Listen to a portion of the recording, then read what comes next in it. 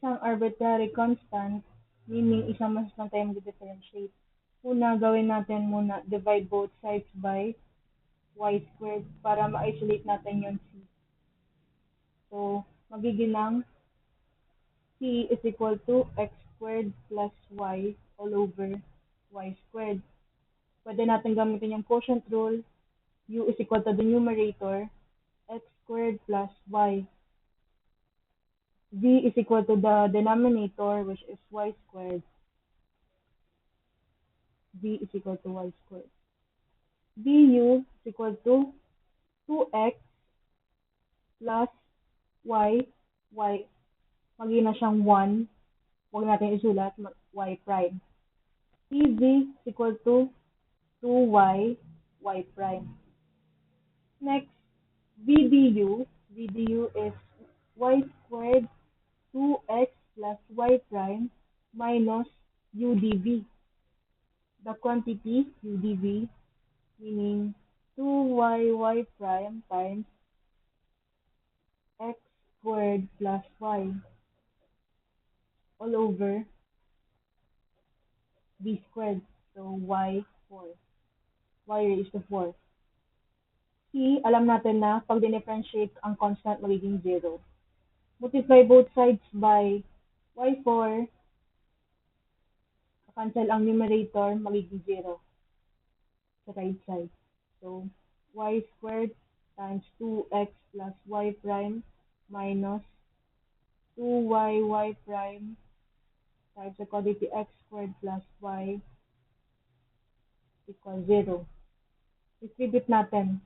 Magiging 2xy squared plus y squared y prime minus 2x squared y prime plus 2y squared y prime equal to 0. So, mapapansin natin na may like terms dito. Ito, at ito.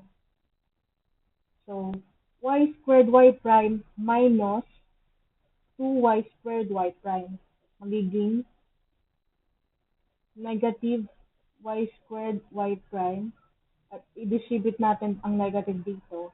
Magiging negative 2x squared y prime equal to 0. 2xy squared.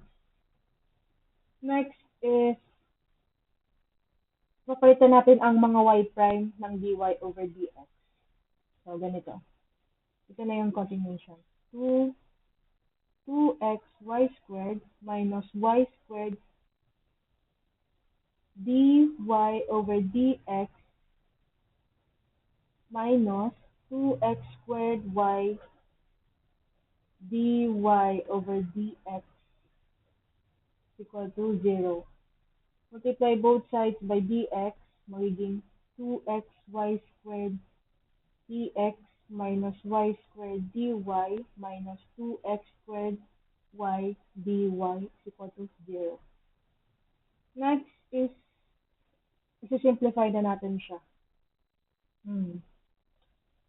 Since, wait lang. Since itong dalawa, parehas dy, di siya ang i-combine natin. Magiging negative 2, since both negative, labas na lang natin yung negative. Negative 2x squared y plus y squared dy, and copy na lang natin to. 2x y squared dx. Pero pwede pa itong ma-simplify. Since lahat sila may common term na y. Ito, y. Kaya, divide natin both sides by y. Magiging